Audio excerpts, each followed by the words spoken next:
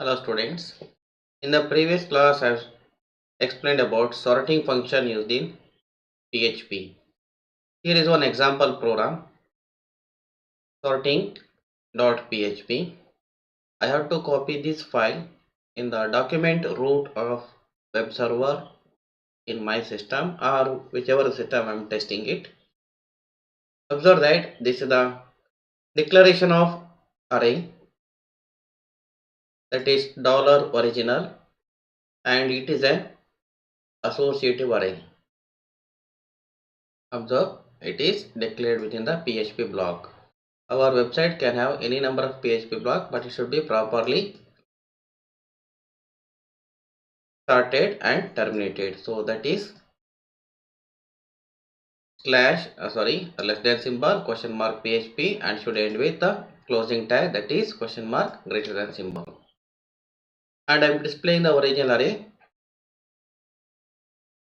by using for loop. That is for each loop. And again I will assign the original array in a new variable, that is new, and I will sort it. That is, original array is not modified. I will sort the newly assigned variable, that is $new. The reason is that sort function updates the position of elements in the given array. So I want to keep the original array as it is, so I will copy it in another variable. So sorting it, and array sorted with sort function, and here it shows the array elements. Then again I will store the original array in the new again, and this time I will go for a sort and display the element by using for each loop in this way. And once again I will store the array elements, original array, in the new again, and I will go for the the function ksort. So this example demonstrates the use of sort, a sort, and ksort. Reverse sort are not covered here, is that is understandable to you. You will get arrays in descending order. I am just going for ascending order. You practice it yourself. So this is the code that I am going to demonstrate right now. I copied this file already, and I will open this file in the browser. It's already opened it. I'll just refresh it. Okay, it is refreshed. This is the original array. Look at this. This is the original array, and this information came from the first for each loop. So according to this for loop, I got the output like this. So whatever the information given for the array, so for the first key Fred, that is 31, for the key Al it is 27, for Gandalf it is Wizard, and for Betty it is 42, and for Frodo it is Hobbit. Now it is displayed as it is, nothing is changed. Now we'll go for the array sorted with sort function. After sorting the array, actually original array is not modified, it is so sorted in new one. So I am taking this modified array, that is $new. This is sorted with sort function. Observe that I will lose the key information here, and text informations are sorted first. According to the ASCII, the characters comes first. So ASCII characters code. So observe it is Hobbit and Wizard are shown here is, and first word here is Hobbit, next one is Wizard, because ASCII value of H is lesser than ASCII value of W. Next, it is easily understandable to you, that is numerical values 27, 31 and 42. Likewise, again I will store the original array in new, and then I will sort it by calling the function asort, and its output from this for each loop is here. This is again same as the previous one, but the difference is that I will not lose any keys. Keys will be there. So in the sort function, I will lose the key information. In place of key, the index will be inserted, but here it is, keys will retain their locations, so they are not removed. And here it is, according to the values, the array elements are updated, that is sorted in this ascending order, same as in the previous case, that is in the sort. The difference between sort and a sort is that sort function removes the keys and a sort keeps the keys values. In the last one, that is k sort, depending on the keys they are sorted, and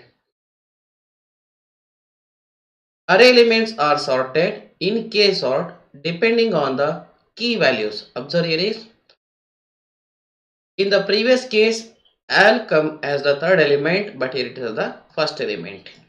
Since it is a string, so they are arranged according to their ASCII value, and their associated values are also replaced. So for Al it is 21, 27. Here is also 27. Here is, I will lose the key L, that is for sort function.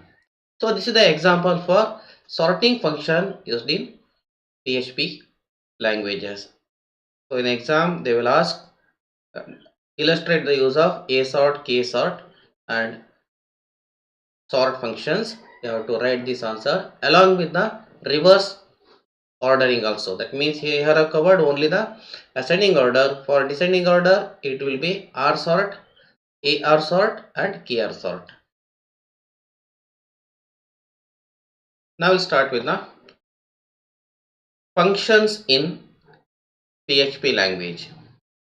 PHP language function is almost same as that of the functions used in JavaScript. So general format of PHP function is here is the keyword function says that's the function and name of the function. So all the identifier rules applies here also, and parameters if they exist, and body of the function, and end, that is final phrase that is the end of the function. Here parameters are optional. So parameter optionals we can identify. Observe that here is parameters are enclosed between square bracket.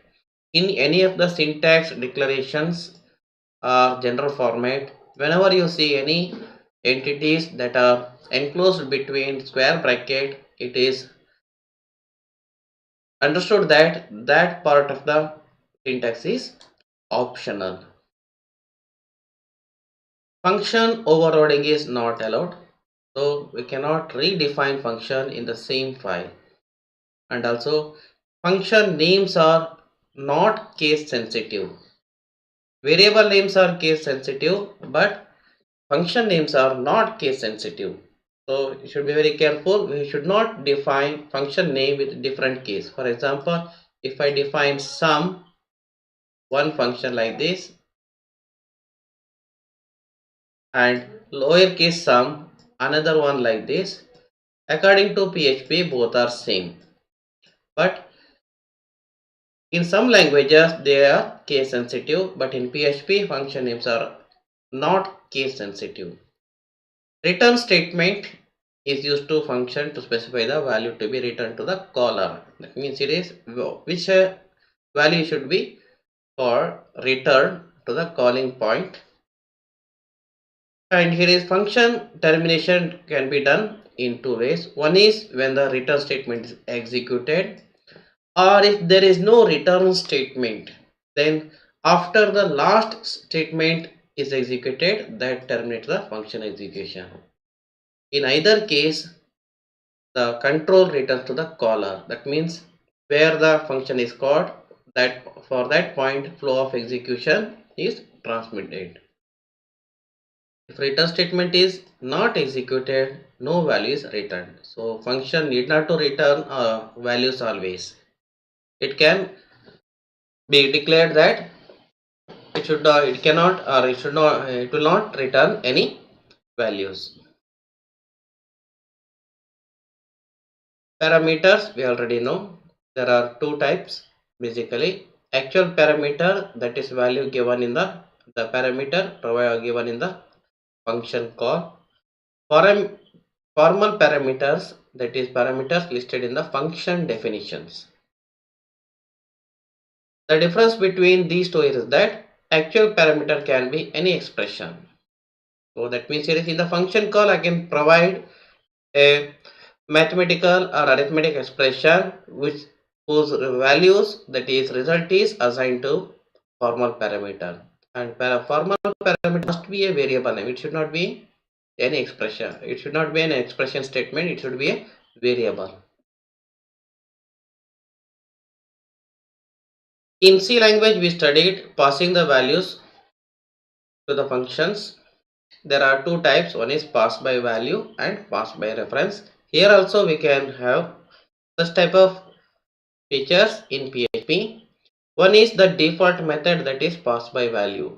So pass by value. So formal parameters are assigned with the value passed one, and whatever the changes applied to the values in the formal parameters are not copied back to the caller. That means changes done inside the functions are not get reflected to the calling point. Whereas in the pass by reference, there are two ways. One is adding ampersand, just like in C, to beginning of the name of the formal parameters, that is within the function definition, or we can specify the ampersand to the actual parameter. The care should be taken that if you are specifying the ampersand in the function call, then the actual parameter must and should be a variable name. It should not be an expression. Whenever we declare functions, then there comes scope of variables. There are two types. One is local and global.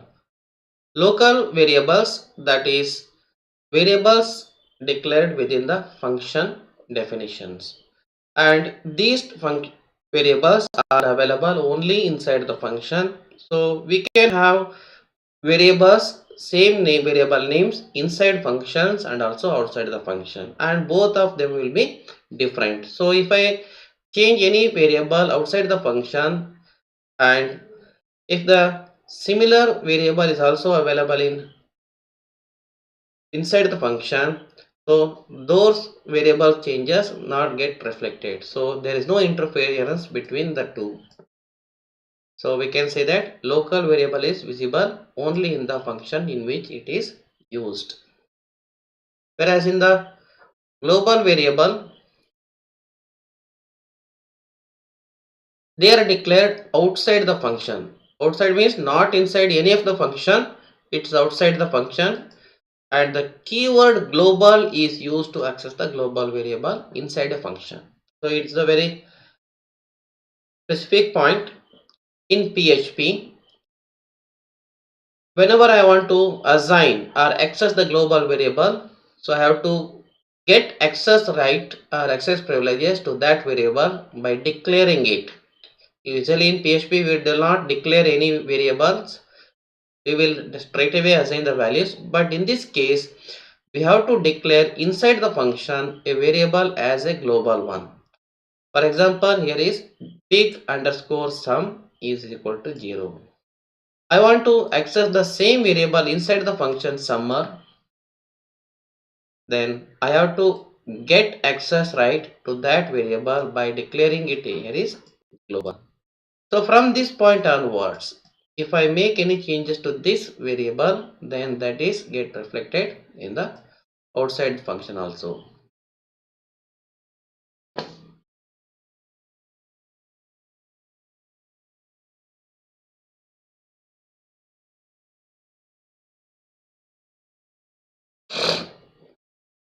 Here is the example.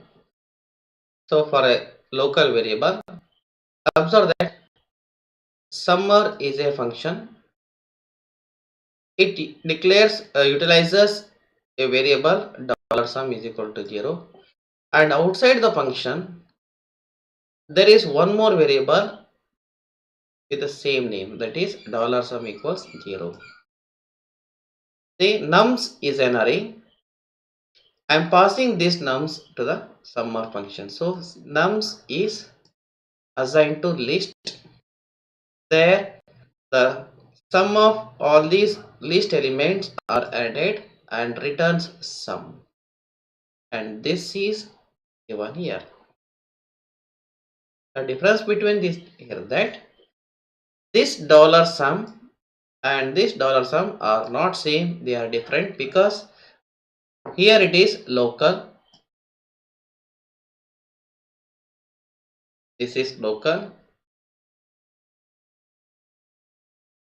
this is a local variable and it is variable declared outside the function.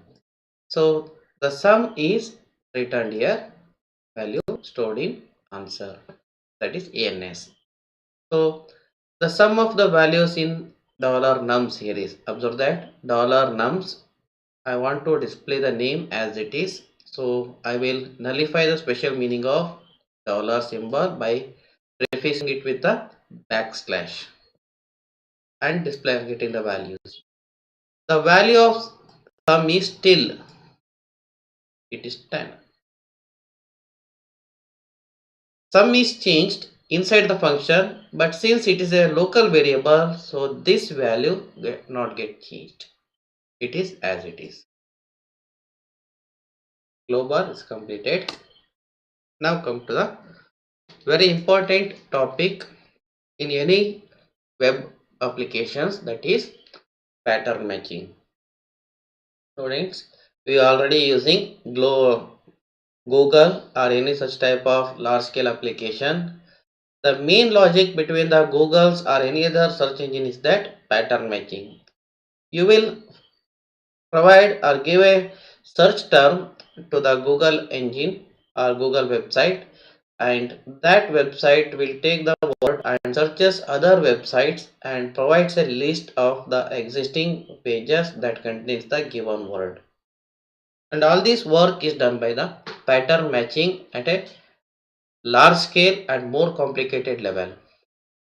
This was initially introduced in Perl language in many years back, and nowadays almost all languages are providing such type of features. So PHP also provides such one. So it provides pattern matching in two methods. That is, one is based on POSIX regular expressions and the Perl regular expressions. Perl regular expression is the earliest one and still used it today. And we have to specify, we have to use the brackets to specify the range of characters. So initially we can specify any decimal digit, that is 0 to 9, like this.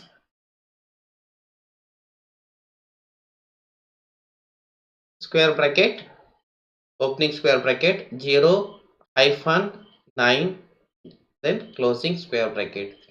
This specifies that any decimal digit from 0 to 9, but it must be only one decimal digit. Likewise, here is lowercase a z, we are separated, that means joined by hyphen character, that is lowercase letter a through lowercase z. So that is a through z. Likewise for uppercase, and here is one lowercase a through uppercase z.